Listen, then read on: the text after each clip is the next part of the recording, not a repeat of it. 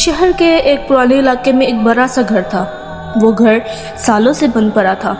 لوگ کہتے تھے کہ اس گھر میں کبھی ایک امیر خاندان رہتا تھا، مگر ایک رات اچانک وہ سب غائب ہو گئے۔ نہ کوئی لاش ملی، نہ کوئی نشان، بس اگلی صبح گھر خالی تھا۔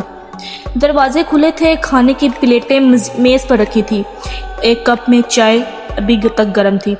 اسی دن کے بعد کوئی وہاں رہنے کی ہمت نہ کر سکا۔ محلے والے اسے خالی گھر کہتے تھے۔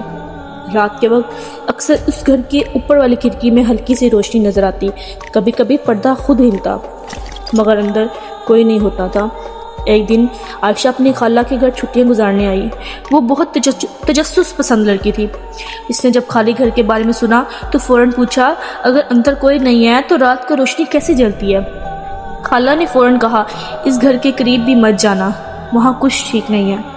مگر عائشہ نے بات دل پر لے لی۔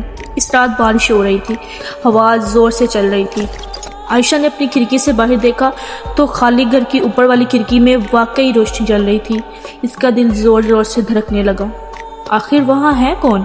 وہ خود کو روک نہ سکی، چھتری اٹھائی اور خاموشی سے گھر سے نکل گئی۔ جب وہ خالی گھر کے دروازے تک پہنچی تو عجیب سی ٹھنڈک محسوس ہوئی، جیسے وہاں کی ہوا باقی دنیا سے الگ ہو۔ اس نے آہستہ سے دروازہ دھکیلا اور دروازہ خود ہی کھل گیا۔ اندر مکمل خاموشی تھی، اتنی خاموشی کہ اپنی سانس کی آواز بھی ڈرونی لگ رہی تھی۔ فرش پر گرد جمی ہوئی تھی، دیواروں پر پرانی تصویریں لگی تھی۔ اس میں سے ایک تصویر وہی خاندان کی تھی، ٹھیک ہے، ماں باپ، ایک چھوٹی بچی اور ایک لڑکا۔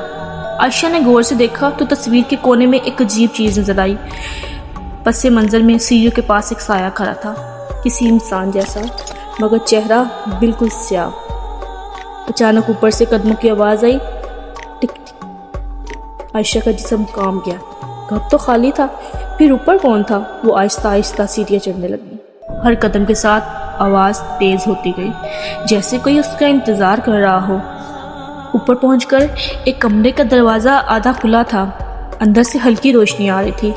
عائشہ نے دروازہ کھولا تو کمرہ بالکل خالی تھا، صرف درمیان میں ایک پرانی میز تھی جس پر ایک ڈائری رکھی تھی۔ اس نے ڈائری کھولی، آخری صفحے پر صرف ایک جملہ لکھا تھا، وہ اب بھی یہی ہے۔ اس لمحے کمرے کا دروازہ زور سے بند ہو گیا۔ عائشہ چیخ اٹھی اور پھر اس کے پیچھے کسی کی سرگوشی سنائی دی، تم بہت دیر سے آئی ہو۔